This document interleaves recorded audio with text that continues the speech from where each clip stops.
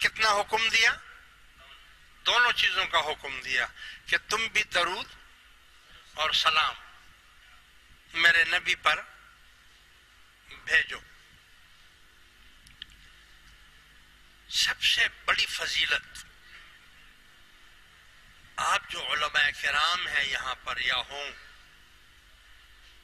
وہ اندازہ لگائیں کہ جو عربی کا قاعدہ جانتے ہیں، عربی کا طریقہ جانتے ہیں، ان سے پوچھو کہ یہ لفظ ان اس میں جو لگا دیا گیا ہے اس کا کیا مطلب ہے؟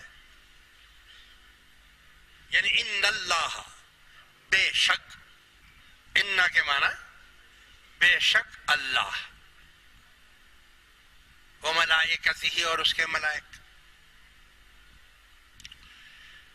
تو یہ ان اللہ و ملائکتہ کا جو صیغہ ہے یہ کس بات پر دلالت کر رہا ہے؟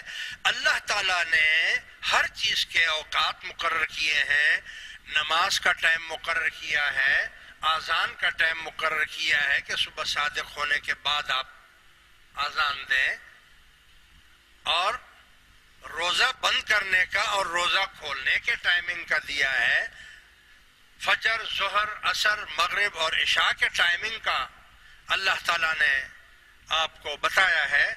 حج کا ٹائم آپ کو بتایا ہے کہ سال میں صرف ایک دن حج ہوگا اور اس کے لیے آپ کو مکہ مکرمہ جانا پڑے گا۔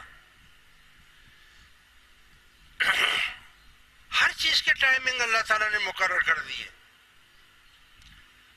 پیدا ہونے کا ٹائم ہے، مرنے کا ٹائم ہے،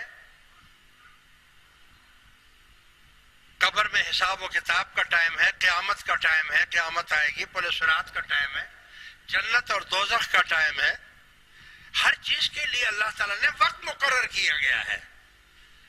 تو یہاں پر یہ سوال پیدا ہوا کہ یہاں پر تو اللہ تعالیٰ نے کوئی وقت ہی مقرر نہیں کیا۔ بھائی تم درود بھیجو، میں بھی درود بھیجتا ہوں، میرے فرشتے بھی درود بھیجتے ہیں، اور اے ایمان والو تم بھی میرے رسول پر درود اور سلام بھیجو۔ تو اللہ نے یہ کیوں نہیں فرمایا کہ صبح بھیجو، ظہر میں بھیجو، عصر میں بھیجو، مغرب میں بھیجو، عشاء میں بھیجو؟ کوئی ٹائم ہی نہیں بتایا۔ اور کتنا بھیجو؟ 1 دفعہ، 2 دفعہ، 100 دفعہ، 1000 دفعہ، 10,000 دفعہ، کتنی دفعہ بھیجو؟ نہیں، کچھ نہیں بتایا، بس یہ فرمایا۔ تو علماء کرام نے اور مفسرین کرام نے اس پر بحث کی ہے کہ یہ جو صیغہ ہے یہ صیغہ استمرار ہے، جو دوام پر دلالت کرتا ہے، جو دوام پر دلالت کرتا ہے۔ یعنی درود شریف اللہ تعالیٰ بھیج رہا تھا، بھیج رہا ہے اور بھیجتا رہے گا۔